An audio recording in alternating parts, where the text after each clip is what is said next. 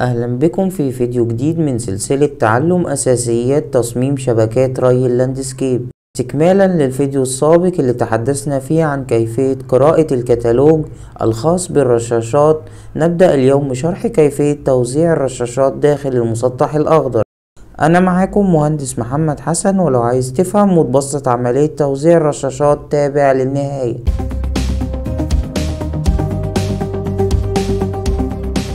أولا، شروط توزيع الرشاشات: تحقيق نسبة تداخل 100%.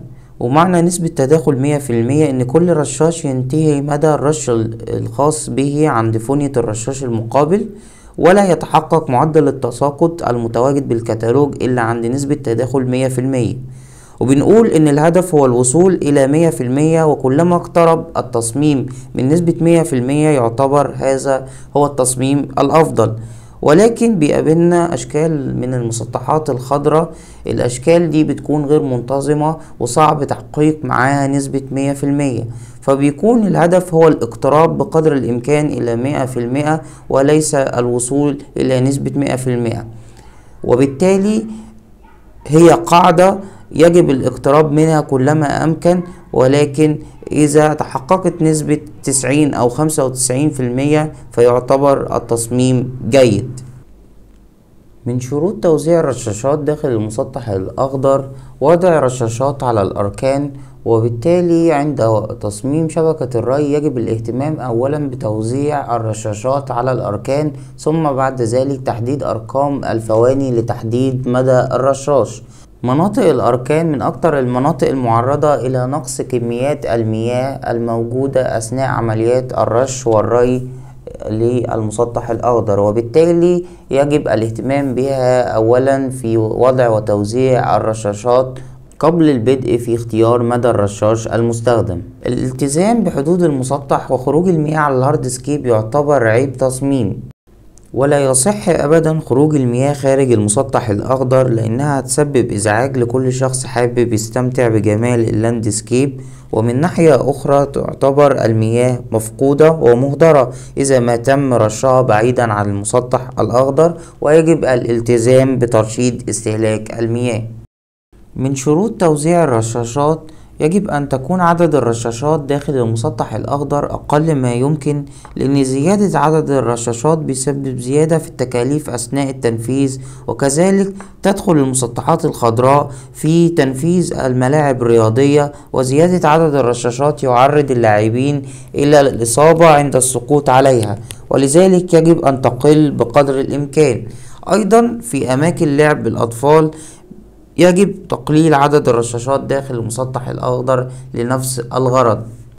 النقطة اللي بعد كده: أولوية توزيع الرشاشات تبدأ من المناطق الضيقة ثم الأوسع حتى نهاية التصميم. يعني لما باجي أوزع الرشاشات بتاعتي ببتدي أول نقطة هحط فيها فونية رشاش هي النقط اللي فيها مساحات ضيقة، لأن هي ليها أولوية في التوزيع بحيث ضمان وجود انتظامية توزيع بنسبة 100%، وكذلك ضمان ان الرشاشات ما يبتديش المدى بتاعها او القطرات بتاعتها تخرج برا النطاق المسموح به للمسطح الاخضر وتوصل للهاردسكيب. وزي ما قلنا من قبل ان عملية خروج المياه عن المسطح الاخضر هي مشكلة كبيرة في التصميم، ولذلك الاولوية للمناطق الضيقة. من النقاط المهمة جدا اثناء عملية توزيع الرشاشات مراعاة اعتبارات التنفيذ، وكذلك اعتبارات عملية الصيانة فيما بعد. من علامات التصميم الجيد تسليم مهندس الموقع تصميم قابل للتنفيذ، وبالتالي أنا عند اختيار أماكن توزيع الرشاشات لازم أحدد أنسب الأماكن للتثبيت، وكذلك تفادي أي عوائق قد تواجه مدى الرشاش وقطرات الرش، مثل الأشجار والبرجولات والمقاعد والنباتات الأخرى المستخدمة في اللاندسكيب بالموقع. من ناحية أخرى يجب وضع تصميم يحقق انتظامية توزيع عالية ويساهم في تقليل عمليات الصيانة بالموقع، كما أن للمهندس نظرة في تحديد أماكن الرشاشات بالطريقة التي تسمح بإجراءات صيانة دورية سهلة وبسيطة. فالمهندس المتميز هو من يراعي إجراءات الصيانة ومدى إمكانية تنفيذها أثناء عمليات التقييم الدورية لنظام الري.